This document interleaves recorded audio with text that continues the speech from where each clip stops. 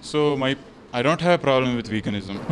My problem is, it's not a problem. My concern is, why are you an activist of that? An activist of veganism Yeah. per se. So of all the issues that are happening in the world right now, be it for various different causes, animal cruelty is the one that personally affected me the most.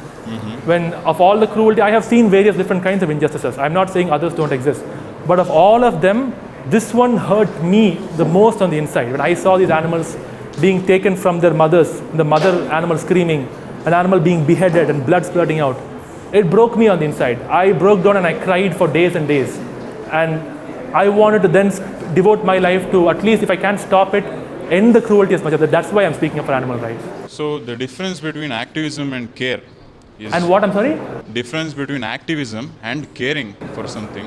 There is a Caring, difference. yes, Caring yes. for something. Yeah. So if you care about people, you tell them in a very non-provocative way.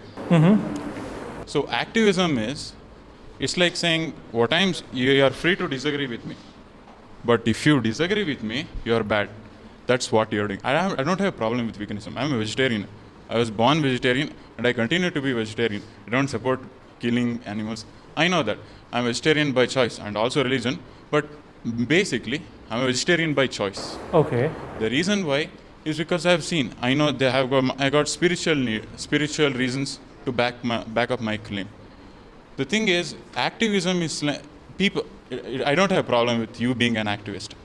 My concern is, if you want to spread this message, it needs to be in a polite manner. The thing is, activism, some people, most of the people may not like it. Do you think if you go to United States Congress, Republican-led states, if you go there and scream, climate change, do you think they care? They do not care. Of course.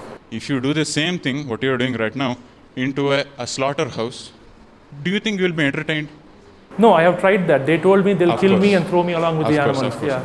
That's the sad thing. I don't condone that either. The thing is, if you're okay, what my point is, we are all educated people. You're trying to transmit a message. I mean, I do respect that. It takes some guts to do this.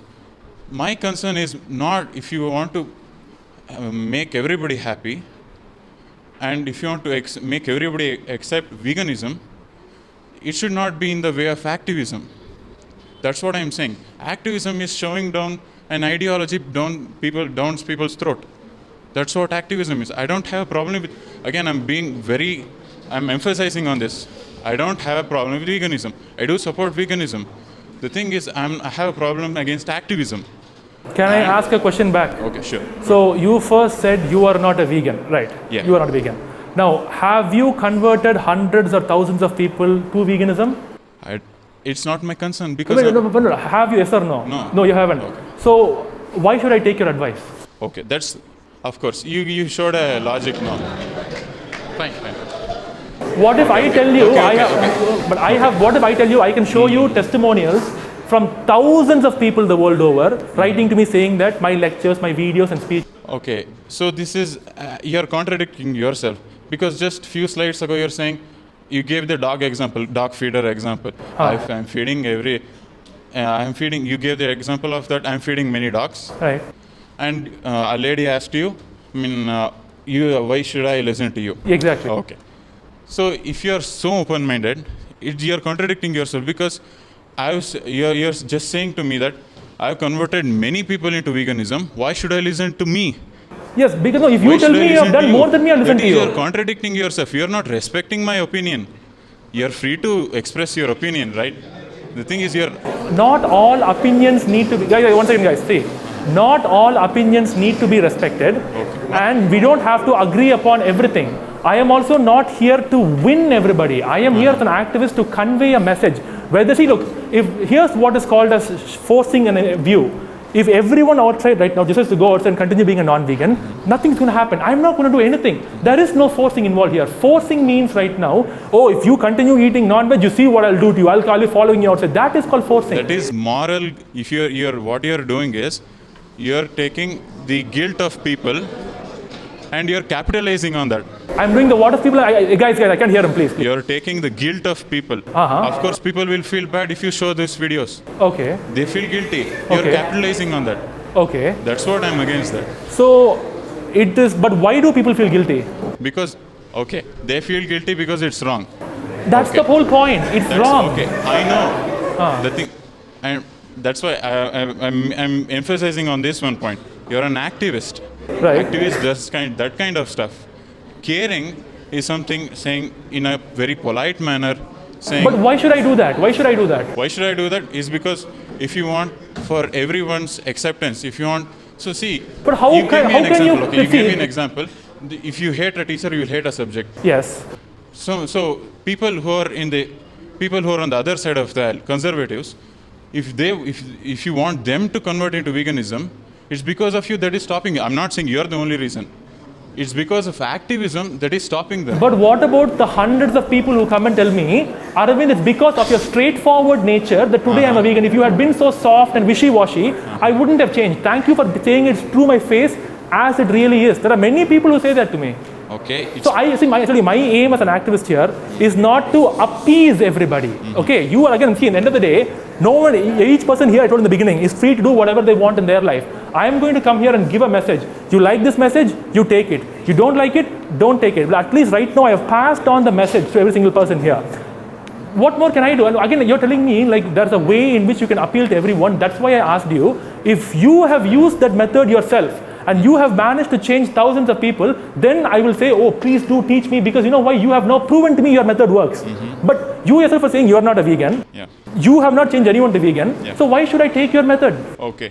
Say we need to compare apples with apples. If you're commenting on my methodology, I can give, because, okay, I will get this straight. You need to compare apples with apples. I'm not able to hear. Can you talk a bit louder if it's possible? They seem to be. So if you have a problem with my methodology, and if you are saying my methodology hasn't worked, my methodology is flawed, because I haven't tried my methodology on anybody. Right. Because I don't care. Okay. So then why That's should why I? I don't care. But bro, if you say you don't care, then why should I take any messages from you? Look, I'm just proposing you a method. I'm not an activist.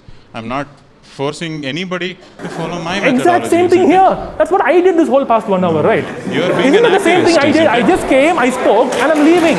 That's it.